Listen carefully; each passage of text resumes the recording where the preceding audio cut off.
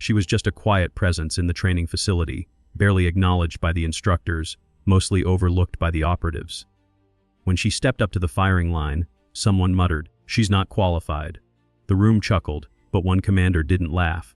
He walked forward, handed her his personal custom rifle, a weapon no one else was ever allowed to touch, and stepped back. What happened next silenced the entire compound. From which city in the world are you watching this video today? If you enjoy stories of unrecognized excellence, consider subscribing for more untold military narratives. The briefing room buzzed with quiet conversation as 14 elite marksmen settled into their positions. These were the finest operators available, selected for the most advanced precision shooting program the military offered. 13 men and 1 woman, all with deployment experience, all with confirmed eliminations. Their postures displayed casual confidence as they arranged their equipment and tablets, some comparing data from the previous day's field assessment. Master Sergeant Torres stepped to the front of the room, his presence immediately commanding silence. At 44, with gray beginning to streak through his buzz cut, he carried himself with the authority of someone who had seen more combat than most colonels. His weathered face bore permanent marks from tactical eyewear. "Today we're covering precision ballistics in adverse conditions," he announced, activating his tablet to project calculation tables onto the screen. "When you're engaging at 2,000 yards with a 25-knot crosswind and 20-degree temperature differential between your position and the target, these computations become mission critical." In the rear corner sat Maya Chen, slight, unremarkable in appearance, wearing civilian attire with a Department of Defense contractor badge attached to her gray suit jacket. For 4 weeks, she had been virtually invisible in the room, her presence explained only by documentation from the Pentagon that the instructors clearly found irritating. The paperwork stated she was monitoring training procedures for evaluation purposes, nothing more. She took notes in a leather-bound journal, her handwriting meticulous and technical. None of the operators acknowledged her existence. None had bothered learning her name. Torres continued his presentation on wind calculation methodologies, indicating complex equations on the display. When engaging beyond 1,600 yards, you must account for multiple atmospheric zones. A miscalculation at any point will send your round off by yards, not inches. The door opened with a soft creak. Colonel Marcus Steele entered, a man whose reputation was legendary. 5 distinguished deployments as a Marine sniper, holder of the 4th longest confirmed elimination in military history.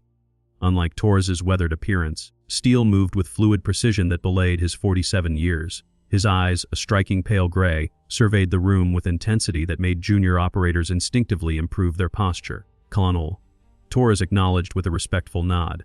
Steele scanned the room, his gaze lingering momentarily on Maya. Unlike the others who had been ignoring her for weeks, he offered a slight acknowledgment before positioning himself against the wall. "As I was explaining," Torres continued, "your observer can provide wind readings, but ultimately you need to sense it. Mathematics only takes you so far." During the discussion of elevated angle shooting, Maya made her first comment ever, suggesting a modification to the standard formula for gyroscopic drift at extreme distances. Her voice was clear but measured. Professional but not presumptuous. Torres barely glanced her direction. "Theory is fine behind your desk in DC, ma'am, but here we deal with reality." The class chuckled. Hawkins, the team leader with 4 Iraq deployments under his belt, didn't bother concealing his amusement. Maya returned to her journal without reaction, making another precise notation. After the morning session, the operators filed out for lunch. Maya gathered her materials slowly, allowing the room to empty before standing. As she turned to leave, she found Colonel Steele blocking her path. "Ms. Chen, isn't it?" he asked, though his tone suggested he already knew. "Yes, Colonel," she replied, meeting his gaze directly. "Your observation about the gyroscopic calculation was intriguing. Not standard doctrine." "Thank you, sir, just a consideration." Steele studied her momentarily. "Considerations like that don't emerge from nowhere. Enjoy your meal, Miss Chen." In the mess hall, Maya sat isolated at a corner table, her tray containing a modest portion of the day's menu. As she ate methodically, she reviewed her notes from the morning session, occasionally observing the operators who sat together across the room, sharing some private joke. As she flipped through her journal, a worn photograph became briefly visible, a military funeral. The Army emblem visible on the folded flag being presented to a woman whose face was hidden. Behind her stood a young girl, straight, backed and composed, despite tears streaming down her face. Maya quickly concealed the photo when she noticed Steele observing from across the dining area. Their eyes met briefly before she returned to her meal. That evening, Steele reviewed personnel files in his office. The standard desk lamp cast harsh shadows across his features as he opened a classified folder marked Project Artemis. Inside were technical specifications for next-generation ballistic computing systems designed to process variables that current systems couldn't handle quickly enough for field application. Attached was a personnel file with Maya's photograph, but with a vastly different title than Dodi Observer. Steele studied the file intently, his expression revealing nothing. The next morning arrived with challenging weather. Dark clouds raced across the sky, driven by winds that shifted direction seemingly at random. Perfect conditions for what Torres had planned. The class assembled at the most demanding range on the installation, a shooting corridor extending through a canyon with crosswinds that changed direction between the shooter and the target. The objective, a 1-800-yard shot requiring compensation for multiple wind vectors. This simulates Helmand Province conditions, Torres explained as the operators prepared their equipment. You'll need to read all 4 wind zones correctly or you'll miss by yards. In the field, that means mission failure. Maya stood back from the firing line, her journal open, and compact spotting binoculars around her neck. As usual, no one acknowledged her presence. One by one, the operators attempted the shot. Even the most experienced missed repeatedly. The woman, Captain Rodriguez, came closest on her third attempt, missing by just 6 inches. Still a complete miss in combat terms. Frustration mounted with each failure. The wind was unpredictable, shifting directions between the firing line and target in ways that were difficult to read and impossible to time perfectly. This is why we train, Torres reminded them. In operational conditions, nature doesn't cooperate. Staff Sergeant Hawkins, the class leader, made his 4th attempt and missed by mere inches. The impact kicked up dirt visibly left of the human-sized target. Damn, he growled, rising from the firing position.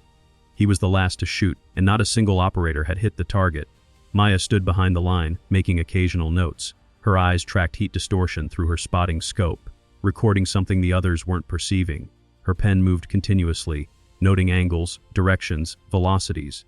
Hawkins noticed her writing and bristled. Who was this civilian to document their failures? Hey, he called out loud enough for everyone to hear. Maybe our observer wants to demonstrate how it's done, probably simpler from behind a computer. Several operators laughed. Torres allowed himself a thin smile. She's not qualified, he said dismissively. This isn't a simulation or whatever they work with at the Pentagon. Maya didn't respond, didn't even look up from her journal. The group's attention shifted as Connell Steele, who had been silently observing from the range edge, suddenly walked to his personal equipment case that had been sitting unopened near the storage building. A hush fell over the range as he unlocked the reinforced case and removed his custom precision rifle, a weapon legendary within special operations circles, not just for its devastating accuracy, but because Steele never allowed anyone else to handle it.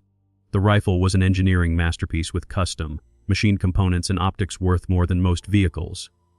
Operators whispered about it, but none had ever fired it, not even Torres. Without speaking, Steele walked directly to Maya, extended the rifle, and simply said, "Show them." The range fell completely silent. Torres's smile vanished, replaced by confusion and the beginning of protest. Hawkins stood straighter, eyes narrowing. Maya looked at the rifle, then at Steele. Something passed between them, an understanding that no one else could interpret. She closed her journal, set it aside, and took the weapon with practiced hands. Every eye on the range followed her as she moved to the firing position Hawkins had just vacated. There was a subtle transformation in her demeanor, a straightening of her spine, a setting of her shoulders, a focus in her gaze that hadn't been there moments before. The operators exchanged glances as she checked the weapon with surprising familiarity, confirming the chamber, adjusting the stock extension perfectly for her frame, and making minute adjustments to the scope settings that even the instructors wouldn't have attempted on Steele's prized rifle. As she settled into position, Steele finally broke the silence. "Major Maya Chen," he said, his voice carrying across the now silent range. "Army Special Forces, 6 deployments with Delta Force. Master Instructor at Fort Bragg before transferring to Special Operations Development Command." The class was stunned into silence. Torres's expression shifted from dismissal to confusion, then to dawning realization. Hawkins looked as though he had been struck. Maya lay prone, completely transformed from the quiet observer they had ignored for weeks. Her breathing changed, her body settling into the earth with perfect alignment. She made microscopic adjustments to the scope windage that even the instructors didn't recognize. For 45 seconds, she simply observed the range, watching heat mirages and vegetation movement at different distances. The operators held their breath. Steele stood motionless, his face unreadable. Then with absolute focus, Maya controlled her breathing, timed her heartbeat, and squeezed the trigger with perfect pressure. The rifle roared, the massive recoil absorbed efficiently by her precisely positioned body. Through their spotting scopes, the class watched as the round traveled the 800 yards, cutting through the shifting winds as if they weren't there. The impact was dead center on the target. The spotters confirmed the hit through their scopes, their disbelief evident in their silence. The shot had not just hit the target. It had struck the exact center mass.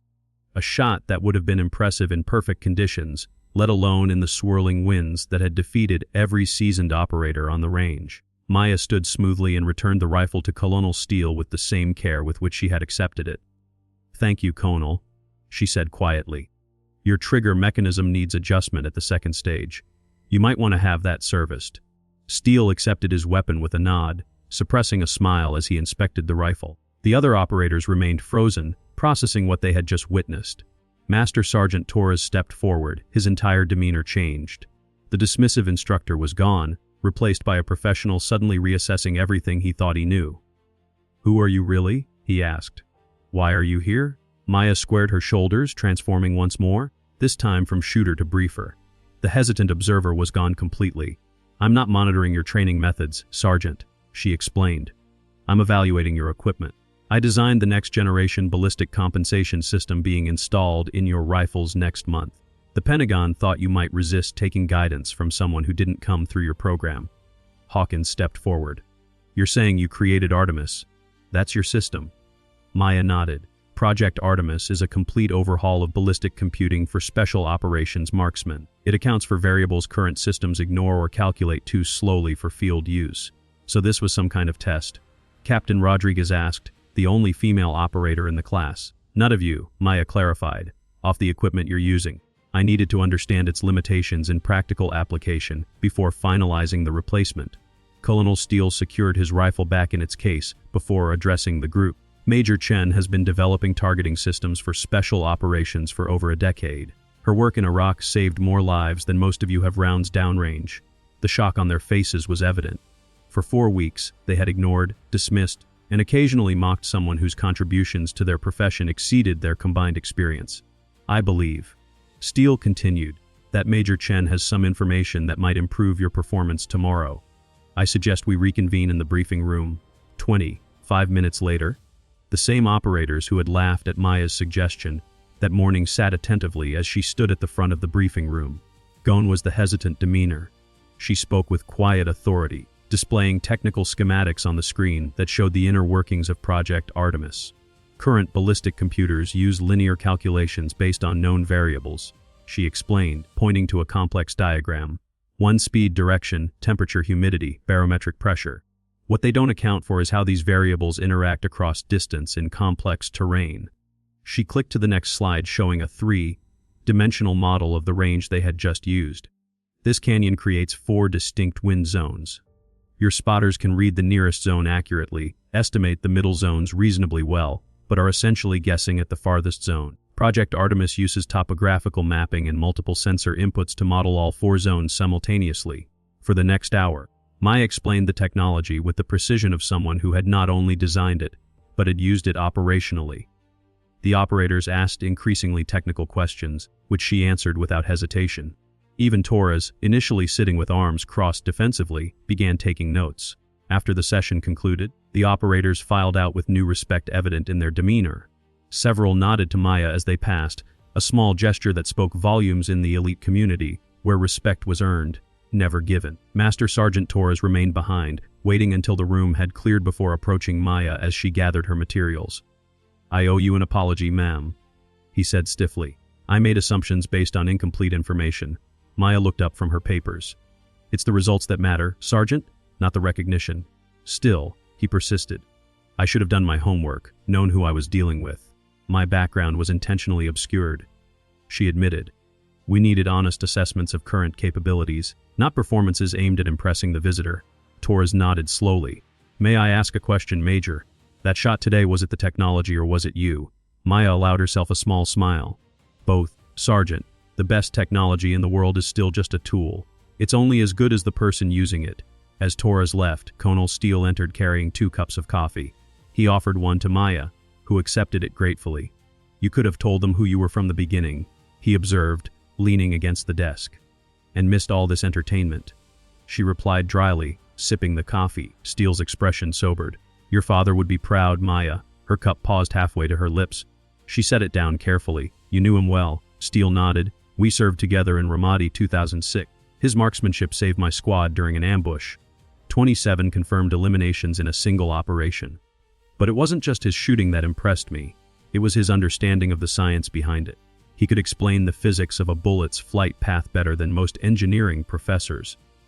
Maya's fingers traced the edge of her journal. He tried to teach me everything he knew, said I had a natural aptitude for it. He was right, Steele said. I recognized your name the moment I saw the assignment order. Kept wondering when you were going to demonstrate what I suspected you could do. I wasn't here to shoot, she reminded him. I was here to observe. And yet, Steele pressed, when I handed you that rifle, you didn't hesitate. That wasn't just theoretical knowledge out there today. Maya was silent for a long moment. After Dad died, I wanted to follow his path. Applied to sniper school 4 times, was denied each time. Wrong MOS, wrong background. Eventually, I realized I could contribute in other ways. Be designing the systems that would make every marksman better. Steele finished for her. She nodded. If I couldn't be in the field, I could at least make sure those who had every advantage possible. And yet, you still maintained your skills, old habits, she said simply.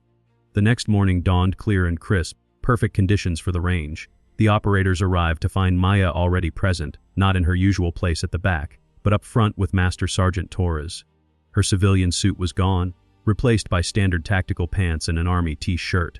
Her hair, usually kept in a neat bun, was secured under a cap bearing the Special Forces emblem. Major Chen has agreed to work with us today, Torres announced without preamble.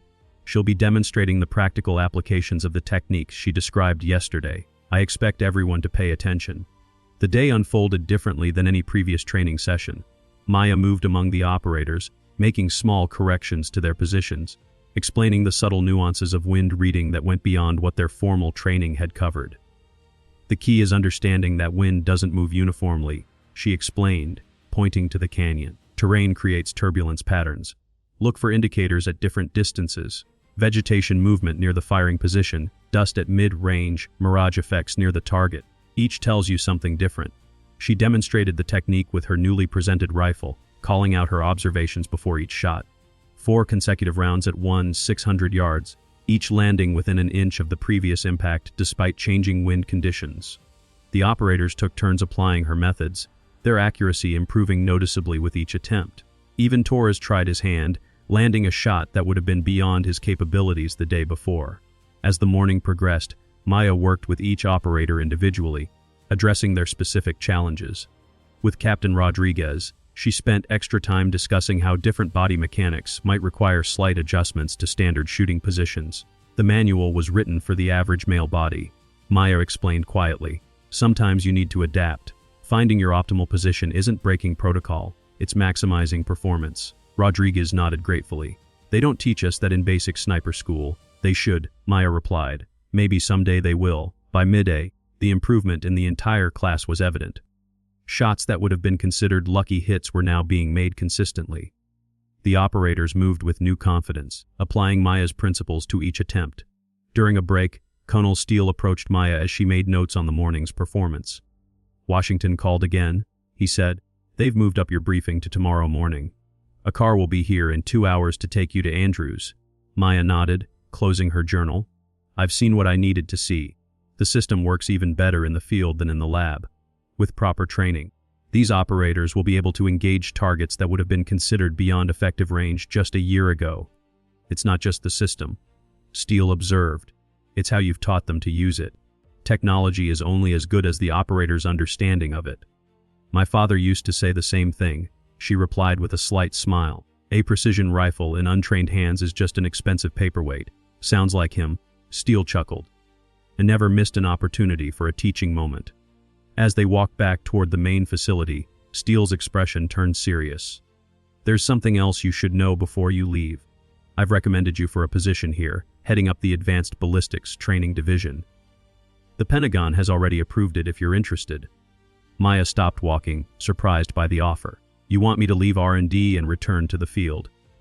I want you to do both, Steele clarified.